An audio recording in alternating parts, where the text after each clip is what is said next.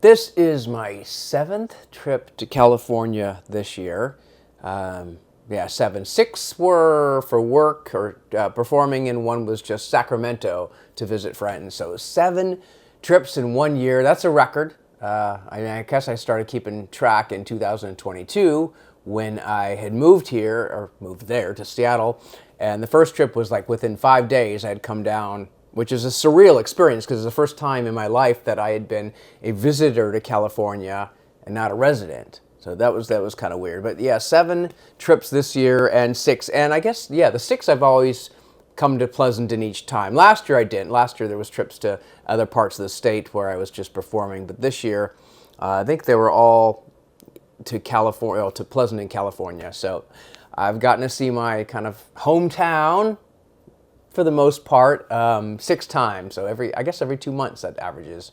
Yeah, 8 times last year. Eight trips, I guess, to California last year. Although one was just a flight to San Diego and back, a mileage run. Try not to do those too often, but mileage run to San Diego. So I really can't count that one. So seven times last year. It's more than I actually realized, but yeah. So one fewer trip this year, I guess, but. Longer ones. I think I've taken some longer ones, like 4 or 5 days at a time, to get to Pleasanton, to get to see and do all the things that I used to do or used to enjoy doing.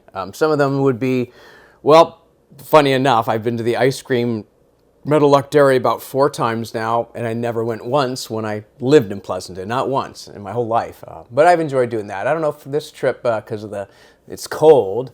But it's still possible. Maybe tomorrow night. We'll see. Pleasanton Ridge is one I did off and on when I lived in Pleasanton. That was walking. Actually, I didn't go on a run there. Some people do, or they mainly go on bikes now. More bikers than walkers. But it's a good place for a hike. I did hikes there over the years. Not going this time. I don't think I went last time. I think that's kind of out of my system now. That it was a fun thing to do, but it's sort of not anything new or exciting to see. The same views, and there's really nothing on the trail.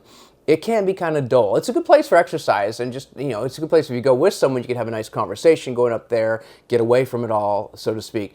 But I've kind of gone up there. I've brought the drone a few times, sailed it around, saw what there is to see, so I don't think I would go back there again anytime soon.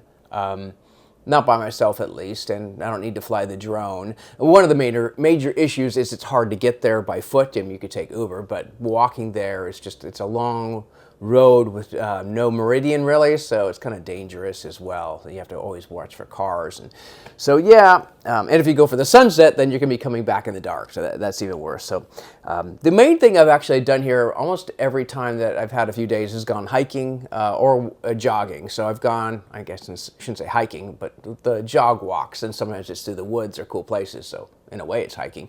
But I've done that a lot, but I've also gone to the places that I've hit every major jog that I used to do. Pleasanton Sports Park, the Iron Horse Trail, like twice now, maybe even tomorrow, I don't know. But all the roads and the paths. I even did the Stanley one where you jog out near the creek, or Royal Creek, and then you come back on Stanley. I did that one. So I've kind of covered all the jogs. That doesn't mean they're exhaustible. I would still keep doing jogs, but I also...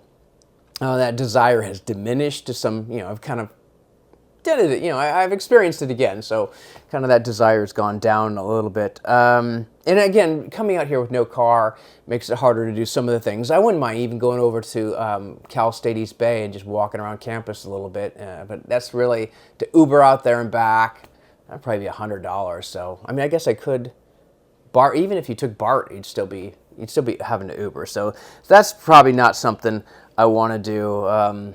Yeah, there's things I really can't do because of the distance. But I think I was looking at a map before coming here, and I was like, where do I want to go? What do I want to do? I was like, I don't know. I've kind of done everything. Like the food places I wasn't really into, although I still could consider pizza. But other than that, and In-N-Out, we'll talk about that. Yeah, I did go to In-N-Out the past 2 times I've been here. I've been In-N-Out, so I've gotten that done. But what else? I don't know. I think... I kind of scratched the itch for all the stuff that I've missed out here. So the one thing I do want to do, if I can fit it in Monday morning, and that's in San Jose, Santa Mountain View, is go to the Baylands. That was a hike I did every day, or jog I did every day after work. I would almost always go out there and jog for anywhere from 3 or 2 to 18 miles. I think that was the longest one, is 18 miles. So I would spend hours out there. And that was good times. I really enjoyed doing that. I can't even believe I did 18 miles one time, all the way out to that little San Mateo airport.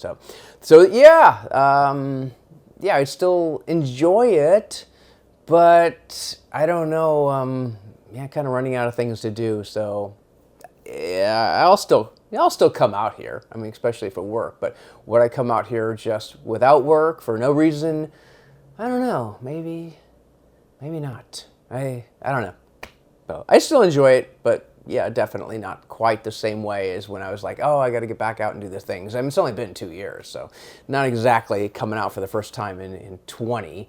Although some of the stuff I saw in Livermore I hadn't seen for many years, so that was cool. So anyway, that's the update.